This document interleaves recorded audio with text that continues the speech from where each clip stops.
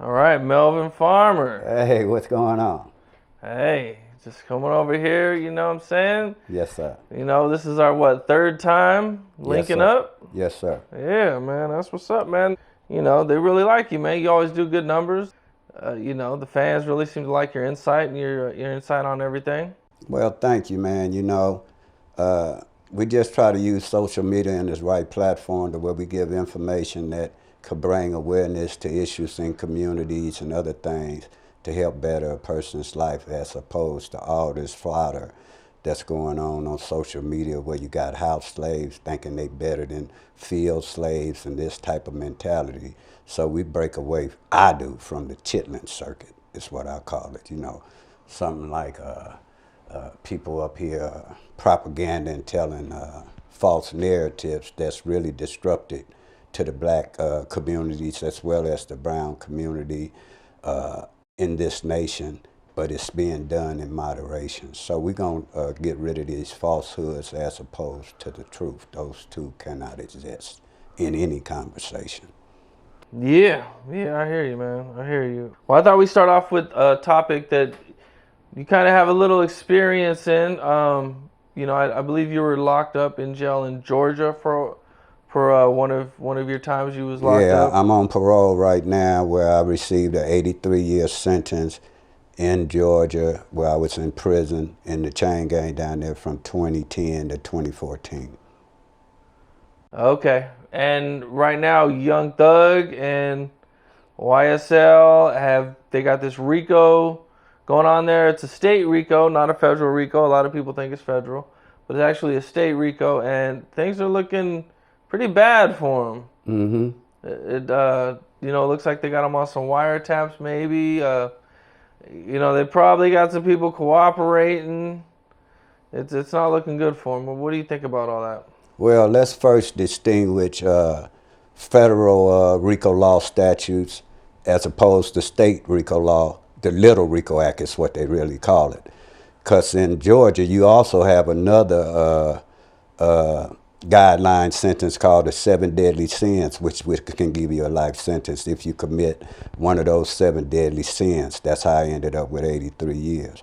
But when it comes to Young Gunna, Young Thug, and the rest of them they were indicted the first time behind an indictment that was unsealed. Then they arrested him.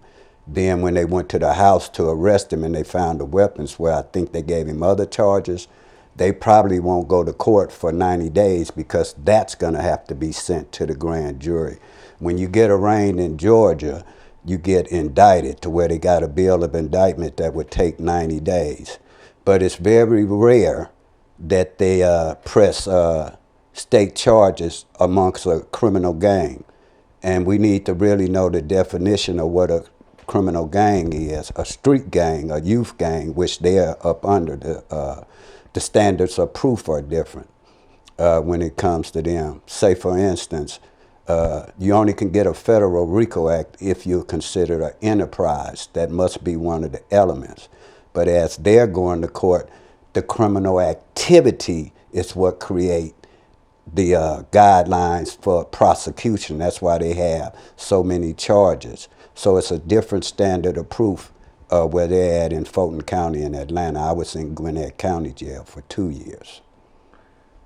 Yeah, this new RICO that they're doing, it's kind of crazy because some of those guys aren't even really charged with a crime. Well, what happens is their only crime is being part of the gang. What happens is, first we need to know what gangs mean when it comes to that. Right. And as a definition, there's not one broad brush for that.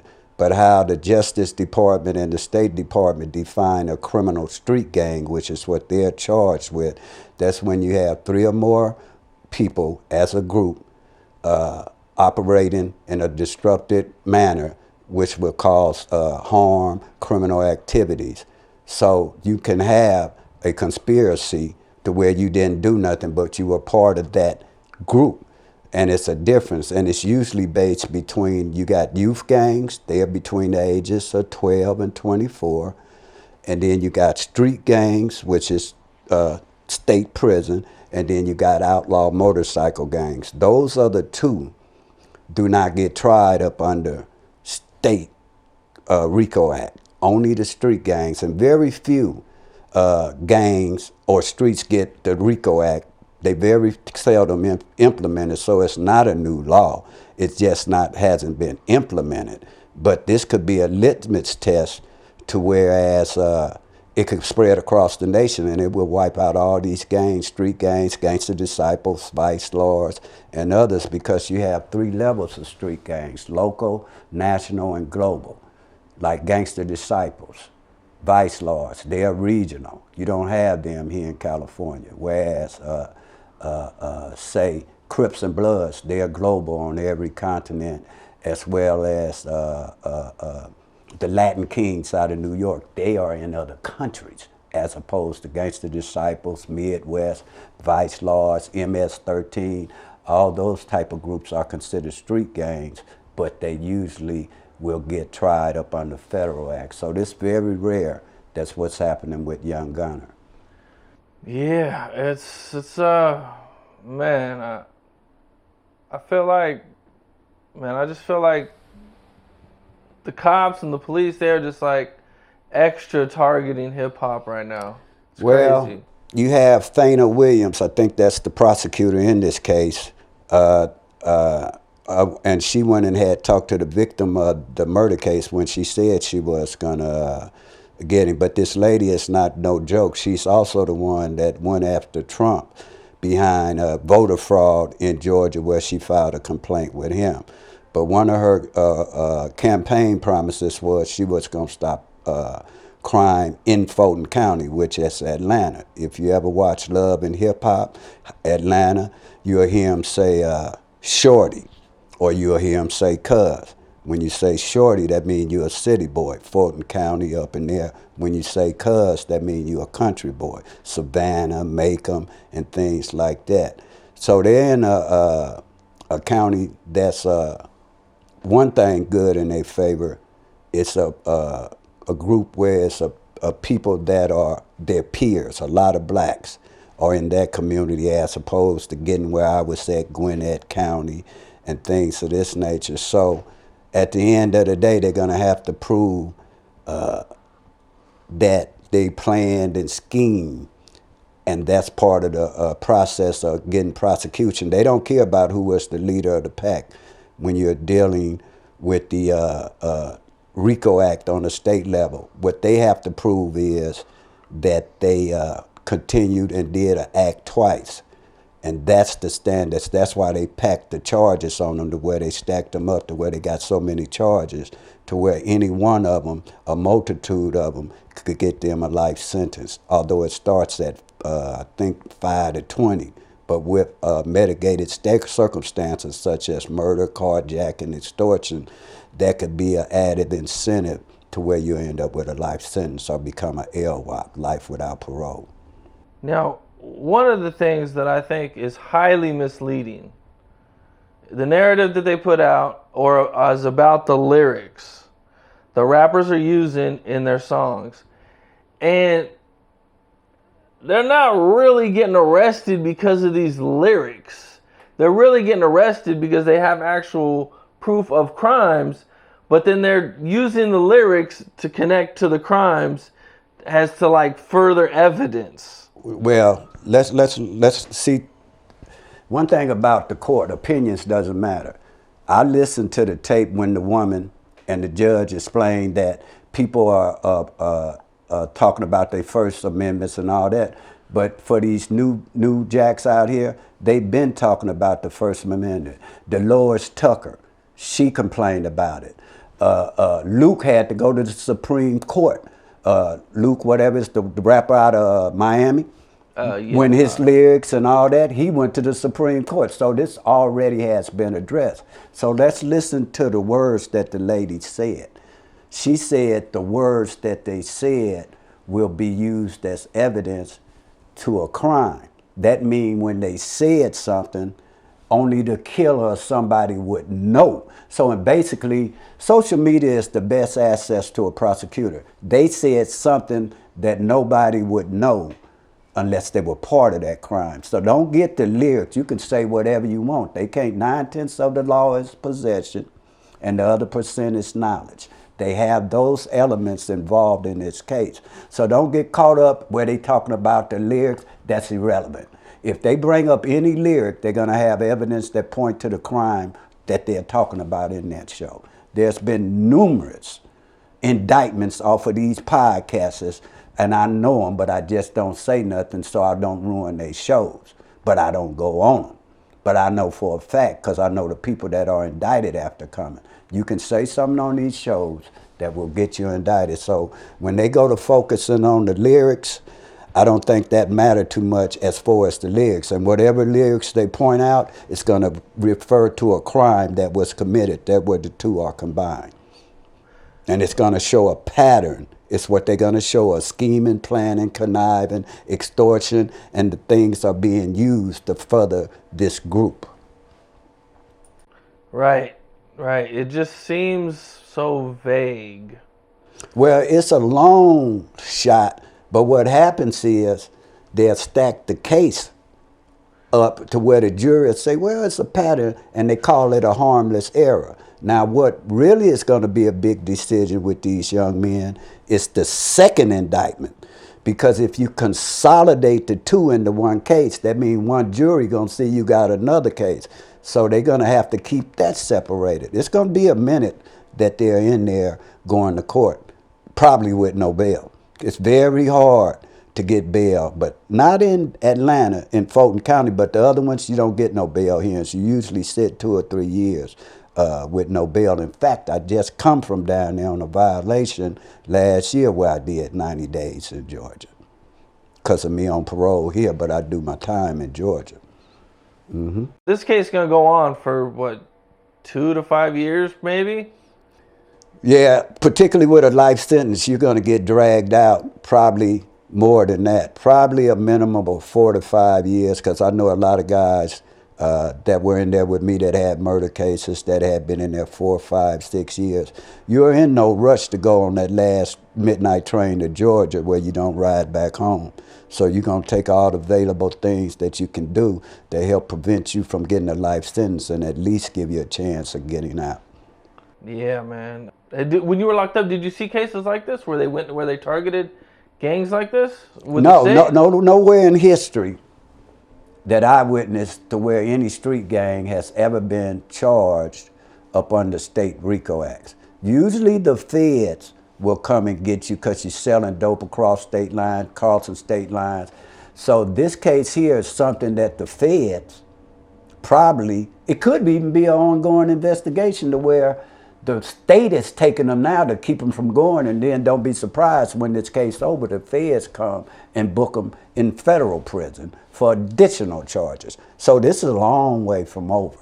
But I would tell these rappers, actors, particularly these guys on social media that be talking about guilt or innocence before these young men even be in court. That ain't how the game go. If you was in jail, you wouldn't be talking about it, and that could taint the jury and prejudice the jury, particularly with this new social media that's occurring, that's so evasive and so elusive and not being monitored, that could harm those young men as opposed to help them. So all these guys that's backdoor lawyer and all that, that's not cool to do that, man. You make accusations. I think you killed this Nipsey. Nobody was there. I was there. That's far from the truth. And then they sit up here with this false propaganda and narratives. They really need to get their acts together to help not only these other people, but those that are less fortunate also. Anything else we can add to this? Yeah, let's talk about Fulton County. Okay. Fulton County is one of the best places that you could go if you were black to go to court. You had Brian Nichols, who shot the judge there, shot the bailiff, shot the prosecutor, and killed somebody else in the courtroom after he took the gun, after he had 2 hung juries for sexual cases against a white woman. And you know, in Georgia, they say fight bees, they sting you, mess with a white woman, they hang you. But he got 2 hung juries, and on the 3rd time they tried to try him when it should have been dismissed, he took the gun from the bailiff and killed everybody. So Brian Nichols went there. I used to talk to him in prison on death row. And then you had another incident in Fulton County to where the police had been paid and brought a gun in to where they shot each other, inmates, in Fulton County Jail. Damn. Mm-hmm. Okay. And they have another law in Georgia, Fulton County, that most don't know. The police can't chase you when you fleeing in Georgia, in Atlanta, Fulton County, Bunkhead up in there. If you run or flee from the police in the car, they don't give chase no more. That's a new law that's going on down there. So they're in the right county to where they can get some relief or possibly a fair trial and a jury of their peers. But I would keep an eye on this, because if this goes through, it's a litmus test that could knock out a lot of stuff on the streets. So this is not a new law. Local elected officials and prosecutors just never have implemented. Okay. All right. Well, hopefully they do get a fair trial. You know.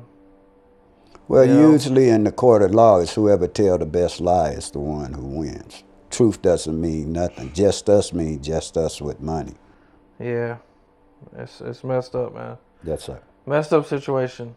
Ever since our last interview, you know, when you accused Charleston White of being robbed in L.A., from what I hear, he was pretty mad about it. And he didn't like you telling this about him or saying these things. Is there anything that you would like to respond about that? Well, I'm going to be in Dallas for an event. I think you have the information for End of Violence, where I've been invited in Oak Cliff. What's the date on that, Cam? June 4th, you're going to be at the March Against Gun Violence rally. Yeah, I've been invited to there from the guys in the Dallas area. So if he's so much about helping in the community and didn't like what I said or said something true, they can step there. But he won't be there at that event. And he's talking about helping the community. In fact, you don't hear him talking about nothing but other rappers, actors, and entertainers, and he don't know none one of them. I would recommend those that are in this game, don't worry about him threatening people about, I'ma tell this or tell that. He told that I suppose I had a gun. The police not paying no attention to him. The only ones paying attention to him are careless listeners, or those that might as well be watching wrestling, roller derby, Maury Pokovich, that sound bites, sound likes. We trying to save lives out here. So he told me that out of his mouth he got robbed and this and that. So I'm just going by the story he told me, but it's old news now. You know, one day chicken, next day feather. Just like he said I was homeless. Where are we sitting at right now? I believe your house. Yeah, it's been my house for 6 years. So when he said, oh, Melvin ain't had this, that's a lie. They ran up in here and ran me out and told me to take a backpack. So when he met me, the police just had escorted me out, and I'm sitting right here now, suited and booted, and I'm quiet, and I'm in the game. I've been in the game. So, you know, those that talk the talk, like he said, don't believe what I say, see what I do. So let's see what I do. And I've been in this game. You'd mentioned that he's a well-known snitch. Can you speak on some of the cases or case that you know about that he's actually snitched on? Well, I never said he was a well-known snitch until he said he was a snitch, because he never would have made it or been around me if any of that would have been. See, he didn't wait till he had the voice of John Wayne in the heart of Freda Payne till he got back to Texas.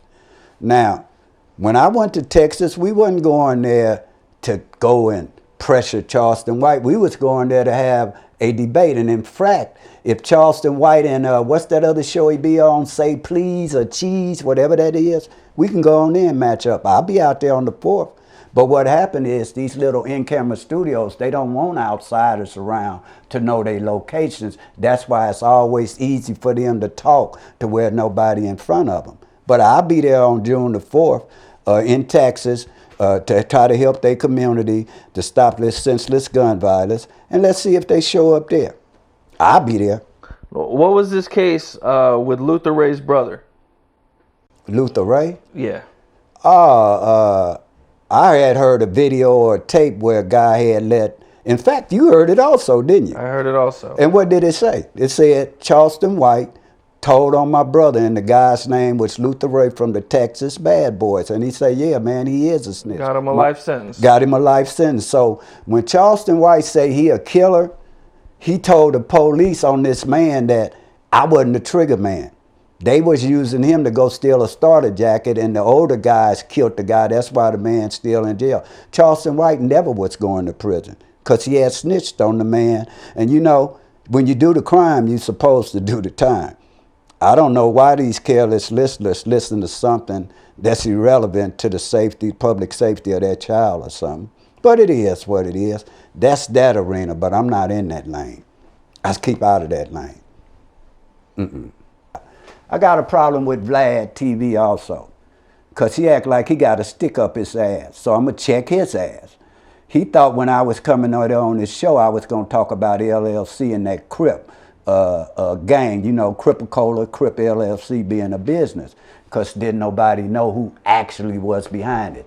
And the Crip Cola and the Blood Cola, everybody thought it was Killer Mike out of Atlanta. No, but now I can say it was Tia Newsom. Tia Gold, the mistress of hip hop, that was running that. And I was just advising her in the back. So he thought I was going to get on there and talk about Crip LLC, Sam, Nipsey Hussle. And then right when I got ready to go on there, because I know it was going to be 15 minutes of fame, I didn't even discuss that. I set that bottle. And so why he ain't called me back? Because he mad. But he'll let people go on there that's irrelevant, snitches and everything else. So Vlad need to get checked, and we need to sit and talk. So I'm waiting on him. Say Cheese, Wally, $1 Million Game with Wallow. I like them brothers because they keep it lively, they keep it fun, and they give information. I like Wallow because he did 20 years. I did over 30-some years. We don't want the youth to go through what we had through. He went through it as a civilian who went in there that hadn't really been in jail, as opposed to me going where I had grew up since 13 or 14 with 60-something arrests. So I like it that the narrative of what's going on with them, as opposed to this mumbo jumbo, trying to talk bad and taking people's image. You never can take a person's image. You can't take the legacy. You ain't gonna down talk Raymond Washington. You ain't gonna down talk Farrakhan. All that shit. It's saying these people been established before he even and other ones, where they thinking that they talking and slandering. That's not gonna last long. And in fact, what if you got something to say it in their face. Why do you have to go on social media where police are watching and everybody when you can call? So when you got people that are just throwing out names, like Jackson, that was Steven Jackson, that was involved with the George Floyd, the NBA player. Why would he even respond to something like that? Because they egos. They don't know how to sit back. Somebody say something gonna be said the next day, but I know I'll go on Say Cheese with Say Cheese and Charleston White, and we can talk about what we're doing in America and see what we're doing and match up. I bet you they get tired.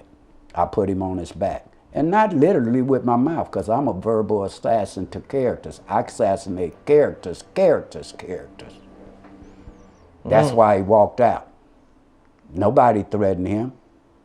How come you think he's been able to walk around and do so much? He don't walk around nowhere. Being that he's been a He don't walk around nowhere. See, that's the image. He don't walk around nowhere. You heard what the man said on the tape. Where he walked to? Show me. Show me. He ain't walking the streets of LA. I'm finna come to Dallas. I promise you he won't be at that event. Unless he got escort with police. He can't go around. This game goofy shit. This shit real. You think he's tougher than Tupac, Biggie, and all Pop Smoke and these niggas with millions of dollars that don't got killed in the street? Once they leave that studio and you're on these streets, it's just a matter of time. But let me say this for the record. I don't want to see nobody get hurt. Because if I wanted Charleston White, I promise you, it wouldn't be nothing to find him. Nothing. All I got to do is file a suit for defamation and he going to be in court, and I got my own lawyer, and they're going to get every address and anybody address I want. So it's not hard to find him, but is it worth it? No, because he can say what he want to say, but just don't say it to the people that you met through me. I brought him in the game. He didn't bring me in the game. I've been in the news since 1998, before social media. Millions of views. Nightline, Dateline, BET, Old Drama. All these I've been in. For 20-some years, I've been doing civil rights, some of the highest profile cases in America that got millions of dollars for plaintiffs. So that's that lane. I just choose not to get into the chitlin circuit game. I choose to stay where we staying positive. Our narrative gonna stay positive, and we're gonna try to give back to the community to make sure young men, women, and children are not only safe in the public, but that they don't get caught up in the criminal justice system and become taxpayers as opposed to tax burdens. That's how we move. That's what's up. That's what's up, man. So I heard you were a part of old school hip hop a lot. Can you talk about that? I've been in hip hop since the West Coast hip hop started with Michael Conception, with Grand Jury Records, since we want to talk about our accomplishment. For the people who don't know, who's that? Michael Conception is the biggest mogul on the West Coast, the last man standing.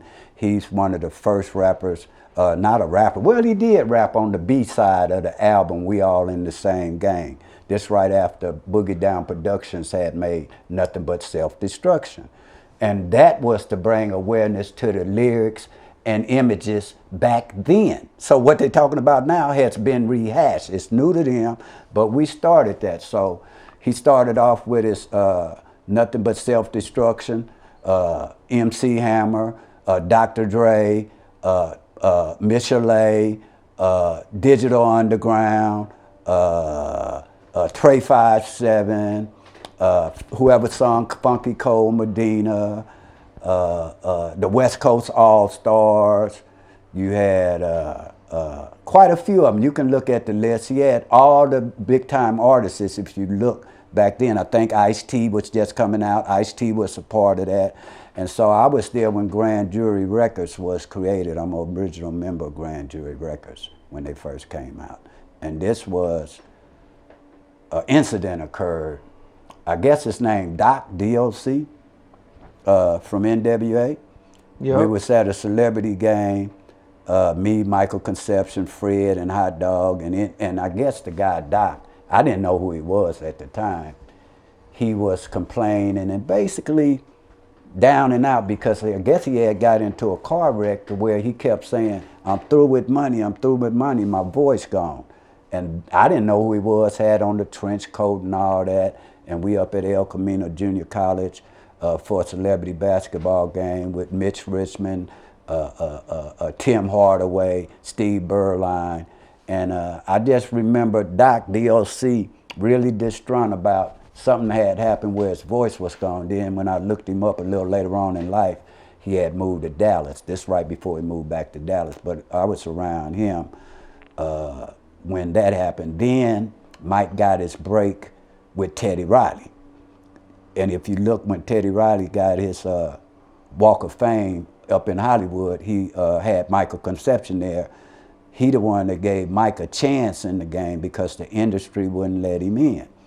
And this when Rex and Effects, New Jack Swing, Timberland, Magoo, and Miss Elliott, they were all one combined group at that time. And then behind Teddy Riley putting Mike in the game, that's when Russell Simmons next led him and gave him a chance to be around. And he worked around him 5-6 years, and then Blackstreet couldn't get a deal, and they sent Mike to New York, and he got the deal done. Then after that, you know, he had the artists, Kendrick Lamar, he got him in the game. Rome, Silky Fine, just like Romeo and Juliet. He was messing around with B2K. He's connected to where he's been in the game for a long time.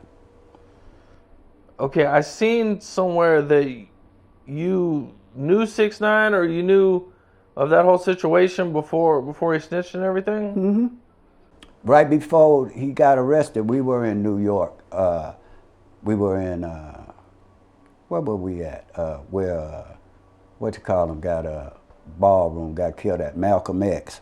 We was up in New York in that area right there. So Alshon Martin had made a album called Fashion. I think we was in Harlem where we was at. We was on Lenox Avenue, Lexington Avenue or something like that, right around the ballroom for where he got killed.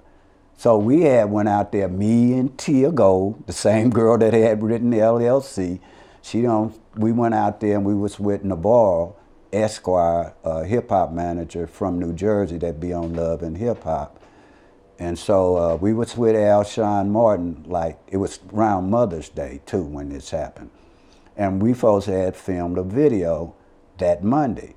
But that Friday, Treyway and the other ones got arrested in New Jersey for something, and that canceled the video. Then they got out and they got indicted right after that.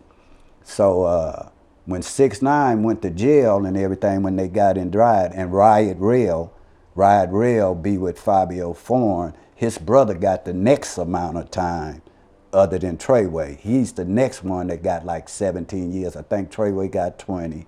And the next young man, that's Riot Rail, that be with Fabio Foreign. So after that, you had, I guess his baby mama, 6ix9ine baby mother, or whatever her name is, a light-skinned young lady. She went on Vlad TV. So she had security around her. And one of the securities was Joey Badass Wale, cousin. So Wale called me and say, I need you to holler at such and such. So we FaceTime, and it's a pleasure to meet each other. And she was telling me about the situation, the hoopla, and I just told her, you know, I watched the Vlad interview.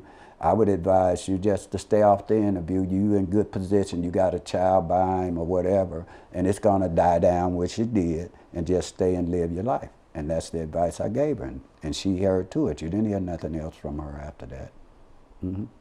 So that was with 6ix9ine. But also, when 6ix9ine came out here, when he got into the fight at the airport, remember when he got into the fight?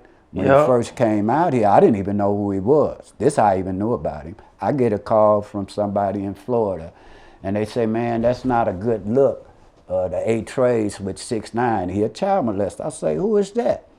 He say, man, we looking on social media, and it was some 8 tray gangsters that was with him. I won't say their names, but everybody know who they are. So I called him, and I tell them, man, don't just be hanging around this dude and he ain't paying you. He just using you as a front. And they got on the stage and this and that. And then the Hoovers come in, let us in. And then that's what was going on down there. He basically had guys around him to make it look like he had it popping and had it like that. And then they didn't talk to him no more after that, nor did he talk to them. He got indicted. And that's when the incident happened at the airport, where somebody caught up to him and they got into a squabble or disagreement right there at the airport. So that was my dealings with 6ix9ine. We almost got caught up messing around in there. Yeah, 6ix9ine, man, that dude is, I don't know, he gets away with a lot, man. But a lot of them do because of these times now, to where the fake is the new real. But that shit about the end, they got to step to the mic, because we on this social media. You can step to the mic. It don't have to be violence. Let's just go by the facts, because that's why you cannot have falsehoods and the truth on the same pattern and have a conversation.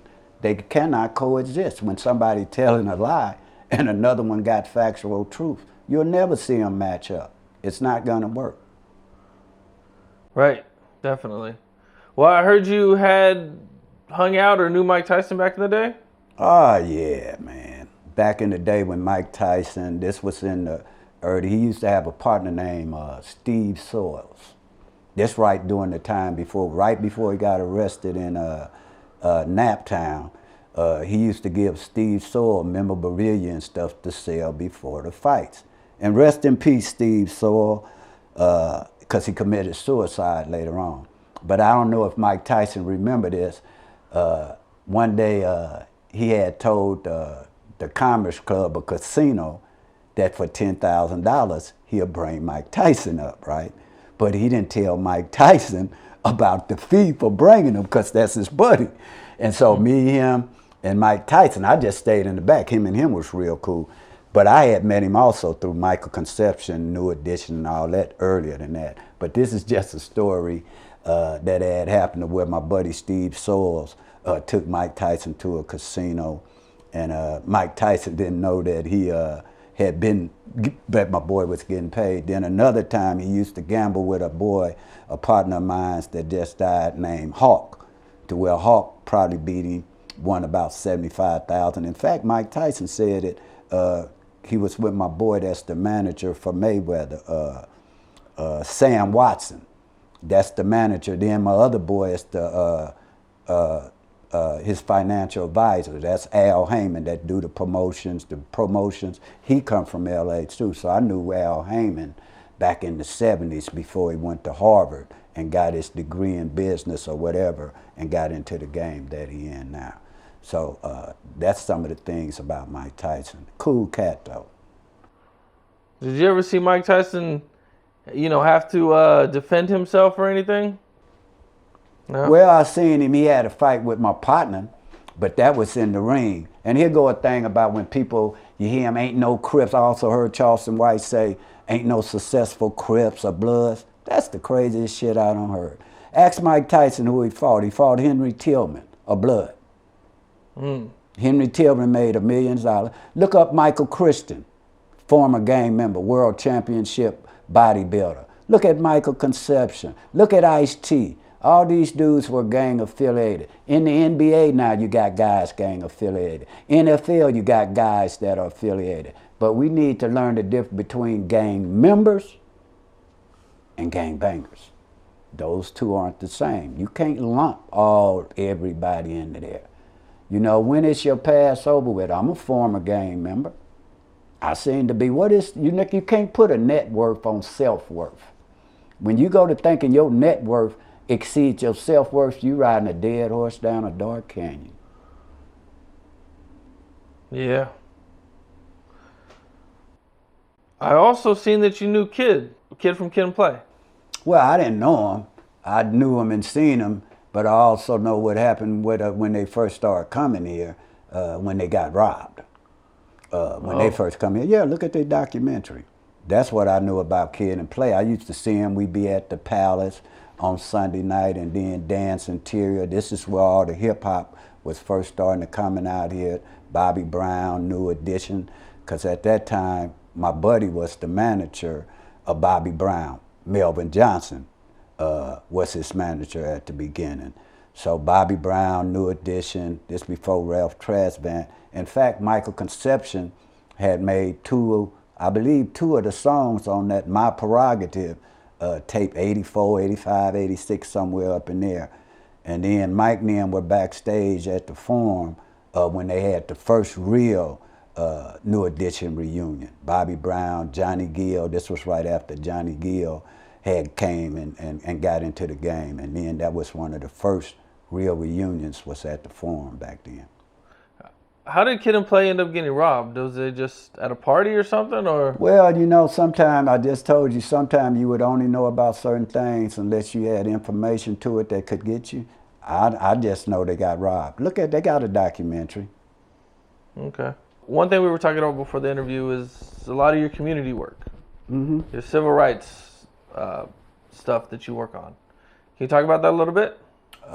Well, in 1998, after I got out from a life sentence and became the first one up under the California 3 strikes law, they asked me to promise them that I would go out and fight the 3 strike case. And could you pass me that book, please? Sure. So, I got out and I wrote a book called The New Slave Ship, 3 Strikes You In. That was targeting the inner city, where I predicted mass incarceration was about to start up under this California 3 strikes law, and it would create too big of a net to lock brown and black up, which is the same word that Clinton said, the same word that Biden said. It created too big of a net. And from that, I did the California 3 strikes law. We started bringing awareness to the 3 strikes law. Then in 2000, we wrote an initiative, a ballot initiative, where my name is on the initiative, where we wrote it, Valerie Monroe and another guy. You can Google it. Everything I'm fit to say, you can Google when we talk about this, my work as far as the community. So that was the California Three Strikes Initiative that we got on the ballot up under Political Action Committee. Then I do civil rights when it comes to violations, murder, whether it be by friend, family, or foe, or those that serve and protect us. We brought awareness to Margaret Laverne Mitchell. I'm gonna go real slow for you audience to Google it, since we talking about what we do, and since we talking. Margaret Laverne Mitchell, homeless lady, got killed on La Brea. We started the Margaret Laverne Coalition, me, Earl Afari Hutchinson, and Najee Ali, which opened an FBI probe into her murder, and she got money from that. In fact, Leo Terrell, that be on Hannity and Combs, with Larry Elder as Republicans, speaking for black Republicans, he was the lawyer that took that case. Then after that, you had Tyisha Miller, the girl that was shot 19 times while she was asleep after being woke in Riverside.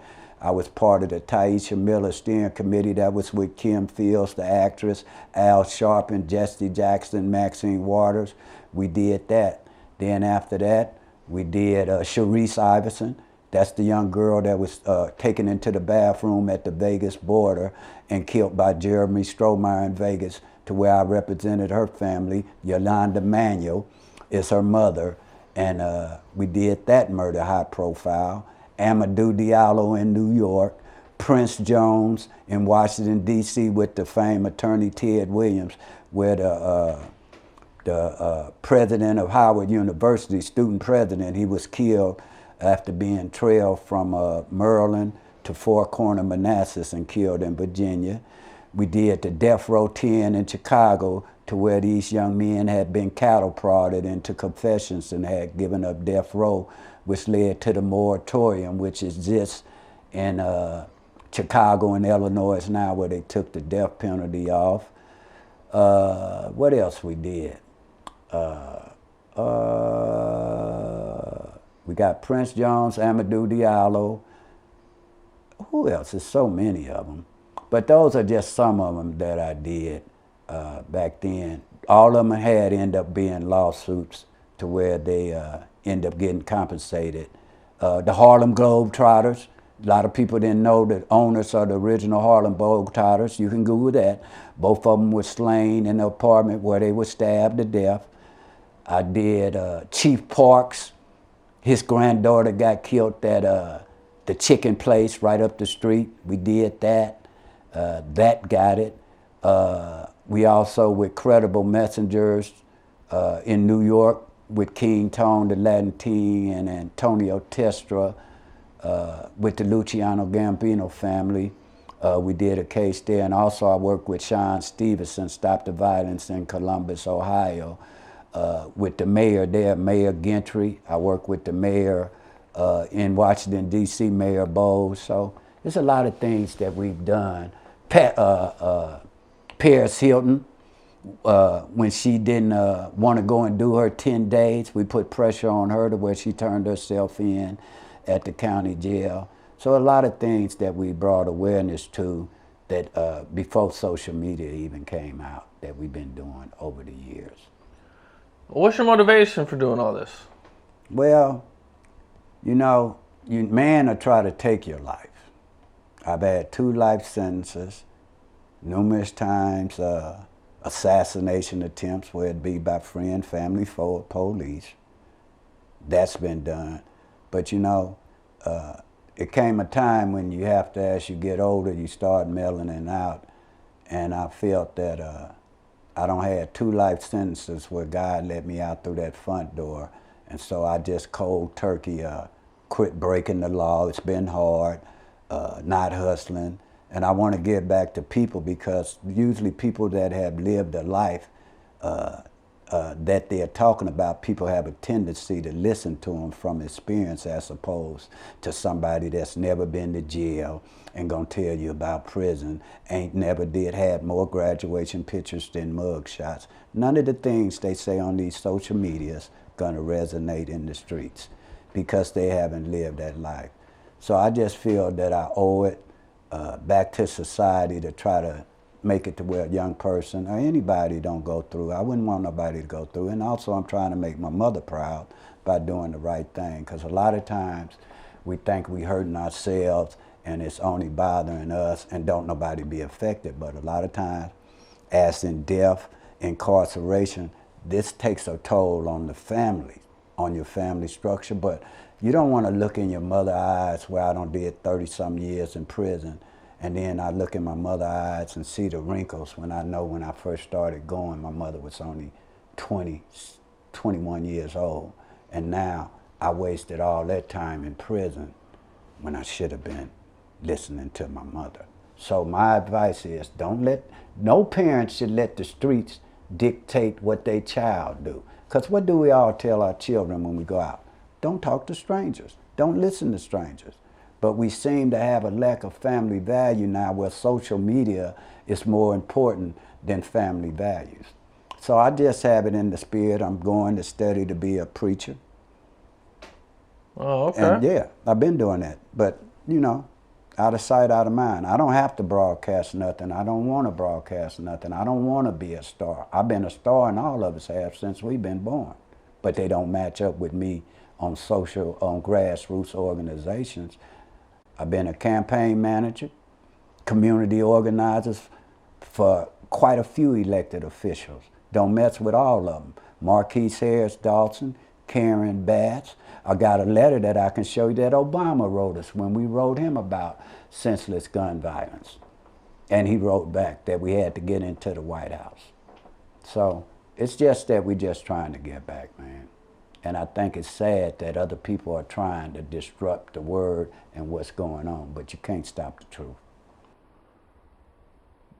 Speaking about doing a lot for the community, you know, one thing that has just kind of tripped me out a little bit is just all the crazy rumors and everything that's came out about Nipsey Hussle. Like, it's just been like too much. Like it just feels like, why is Nipsey Hussle like going through all these crazy rumors, and like he never had no drama like that when he was alive. And it's like it's kind of crazy, man. Well, what people do on the internet, and most people that haven't even met, 99% of the people that are talking on the internet never met nobody they talking to.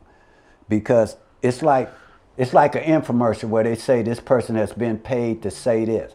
When you go on these social media, these little Chitlin Circuit podcasters, what they do is say, after they don't pay them, they're going to say whatever they can to get viewership in, because the white man has created a hustle on the internet where the blacks are misusing it, that is disrupted to the black community as a whole in the nation. And so at the end of the day, all these things, if you notice, it comes out after he was slain. That way people can say narratives or say whatever they want to say, and people just gonna tune in, when in actuality it has no bearing or effect, nor is it true. So people use other people's names where they just shout out names.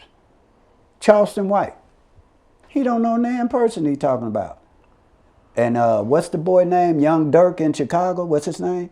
Little Dirk? Yeah, Little Dirk. And he talking about he'd rather see him in jail than go to prison, or Little Dirk this and that. I would recommend Little Dirk. None of y'all have to respond to that shit. Don't none of y'all know him. He ain't gonna come to you. He ain't running around outside.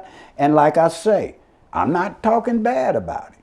But I tell you this, I challenged him and that boy on Say Please to call me up there and let's talk about what we got going on. And we can talk and debate it. Pay-per-view, they ain't gonna match up.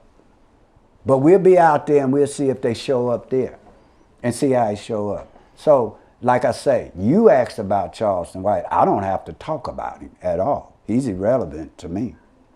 So a lot of times people be telling lies. I don't have to tell no lie, but people won't match up with me because their stories aren't gonna be the same. Where they talk about the history of our community, half of them wasn't there, and they talk, and people don't be able to fact check them. But like I say, I'll be down there and say cheese or please, the boy, we can all match up on their show. Because Crip Mac ain't no representative or nothing out here in California. He ain't a face of shit. He's a face on that internet, but this the shit out here. And this ain't nothing against Crip Mac, but you ain't gonna be on one hand talking about you serving the community, then saying fuck this set, fuck that set. See, but all of them got halfway in, halfway out. This is a gray area where you can go and try to help the community and still mess with those that are banging. So when you talk about these type of dudes are the new faces, they are every era. So let me get this straight. Crip Mac this is their era. But Charleston White is 50-some years old.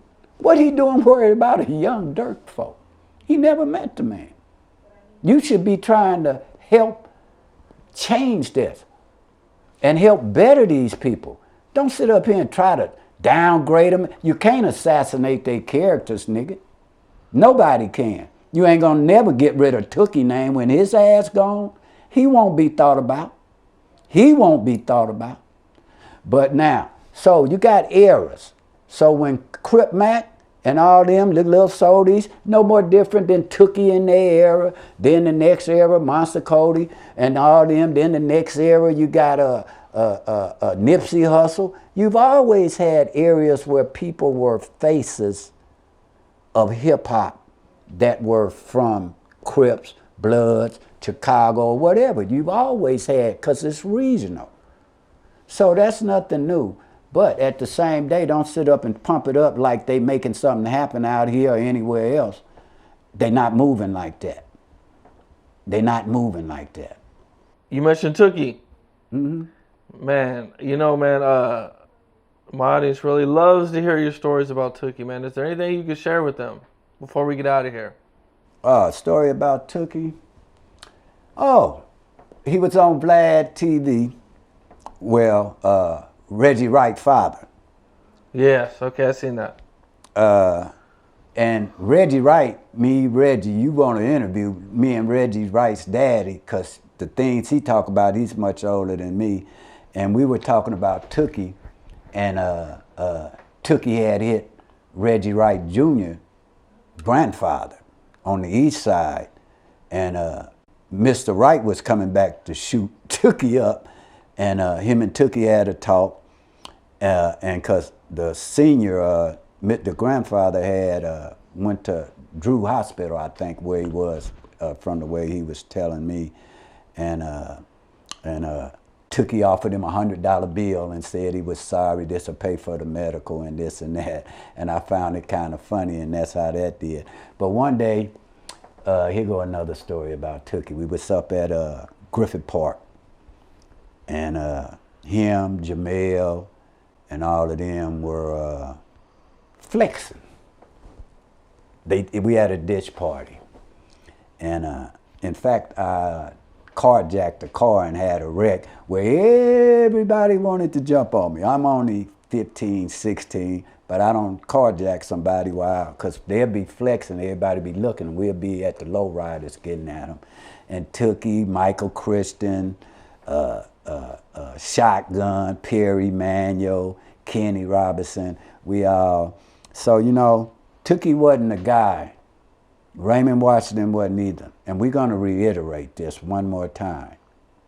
They never killed nobody until he was accused in '79. Tookie, Raymond Washington, them, they wasn't leading nobody to where they were saying, go kill him or go do that. We were young kids, because we 14 or 15 years younger than them, to where we wasn't doing things like that. In fact, that's what I mean about the misuse of drugs. My son taking drugs, he got 500 years. Tookie, he didn't start getting back in trouble. He had been out of trouble. He was working with the youth since 1973 when he moved to Compton or whatever. And then when he started messing with drugs, that was his downfall. It's not the gangs and all this. You have a lot of things that's going on in the community that's plaguing us. Drug addiction, mental illness, mass incarceration. But the number one thing that's detrimental in the inner cities is drug abuse. We really have to get a handle, because this meth and these drugs that are being used, it ain't taking nothing but 49 cents, 50 cents to manufacture. Kevin Samuels, he just died of fentanyl. You have these type of things, but they'll prosecute the blacks for selling PCP. They give them life sentences for crack cocaine, whereas when you bring in pounds and kilos and tons of it, you only might get 10 years. So we have to start looking at these laws and make sure they're implemented fairly, because whoever's supplying this fentanyl, which is usually the Hells Angels, they're some of the best manufacturers of this, particularly in the Kansas City, St. Louis area, where it's really grown at and distributed at out into these nations. We need to start educating these youths on drug addiction, and particularly about this meth and stuff, because they have a condition called yuck mouth, to where you won't get back. Your teeth gonna fall out, it takes your calcium away, and it's no coming back. Whereas with cocaine, you'll go see a psychiatrist. When you're on heroin, they're gonna put you on meth, you're gonna see a doctor, because it's an addictive drug. Cocaine is mental when it comes to treatment. But when you're dealing with this meth, and after 4 or 5 years, it's no coming back off the deformities. That's what's gonna hit. Your face is gonna cheek in. If you've been touching your skin gonna get powdered up. Because it eats your calcium up, you won't have no teeth in about 6 years. And that's why you get the yuck mouth that looks similar to the Joker. That's how your mouth gonna be, like the Joker on Batman. Joey Badass has been doing a lot lately. You know, he's got his Power book 3, part of Raising Canaan, which I'm sure it should be starting here in a few weeks or a month or so. And you know, I know you guys happen to know each other. Yes, sir. Pretty good. You know, how'd you guys meet and everything? Through a mutual friend of mine. He said, I want you to meet Joy and them out of New York. And I met Joy and them when they were pro-era. They were having a benefit, I think, for the young man that died, that was a major original member of pro-era. And we was at the stadium right down the street, across the street from the Staples Center, whatever that event center is. And from there, I hit it off. You got one of my associates, his cousin, is Wally, the same one that had me talk to 6ix9ine wife that was guarding him. Wally, Joey Badass, and all those was there. And from there, in fact, this the type of guy Joey and Wally is. They told me to bring 10 children or inner city kids to get the experience of being on stage. So I went there, and I was with Johnny Snipes. He owns Cinematic, the record label, Johnny Snipes. Johnny Ship, I was there with him as his guest also. And from there, we just started talking, and every time they started coming, and he liked it, my vibes, and I'm appreciative that he let me in his circle. And from there, every time he started coming out, we'll start being there, and I'm sitting around looking at him do the work. And Joy's a fantastic guy. He's a rapper, actor, model, and a ghostwriter. He also wrote Post Malone, a song with 21 Savage. He wrote Devastated. Then he was a Paco Bourbon model. In fact, we just were together the way he was with Chris Brown last weekend, the way they were doing something out here in California. So our relationship is something like a uncle and a nephew type of situation, to where, in fact, he offered me $10,000. I asked him after a shooting happened at a park, I asked Joey, hey man, for these kids' safety, I need $10,000 to buy camera equipment so these gangs won't be shooting up in here, because they need a deterrent. Now this when I had get kicked out of here. I could have said, give me $10,000 to go stay here and do that. I didn't choose to do that. So Joey went and offered to give me the $10,000 to help save these children's lives, and then the state elected officials end up making it happen. So Joey is the type of guy, he donated $25,000 to the school and education in New York, as well as was a spokesperson. He was working with Mayor Como at that time as far as educating our youth instead of education over incarceration of our youth. And so a lot of times Joey give me the honor of being around him to where I could bring a less fortunate child that never has experienced this or that. And that's what's our relationship. We pretty cool. Joy, Wally, Fabio Foreign, Riot Rail, Brooklyn Batman. I got another artist, Sage. We also have a documentary that should be very explosive from Platinum City, Golden West Entertainment, where we have a documentary called The World Epidemic, Senseless Gun Violence. We got Chico Brown, we got Freeway Rick, we got the fathers of hip hop, we got Ice-T, we got Chill from the Lynch Mob, we got Ron Brown, former NFL football player. We had the mayor, we had the Nation of Islam, Tony Mohammed, we have Saab Churchill, we have Big T, that's the CEO of the company. And so it's a lot of us that are putting things in the entertainment world. And Joy is really providing me the opportunity for you guys that are out there that are talented, that might not be able to get looked at or get exposure from other artists that are trying. If you think you got talent, you can contact me, send me your information, send me your script, send me your video or whatever, and I can show it around to other guys where you might can get a chance to get up out these adverse conditions, if you are, to get up out these streets. Real talk. Real talk. Well, Melvin, I appreciate you. I appreciate you, man. Man, you know, another dope interview. Mm-hmm. You know. And I want to say this at the end of the day. And this for everybody on social media. You know, sometimes things go too far to where we as a whole got to be able to come back and be respectful. It ain't no need to be down talking somebody. He said this, she said that. It's time, man, that we wake up to where we need to be trying to really do something to unite ourselves, because, you know, community means common unity.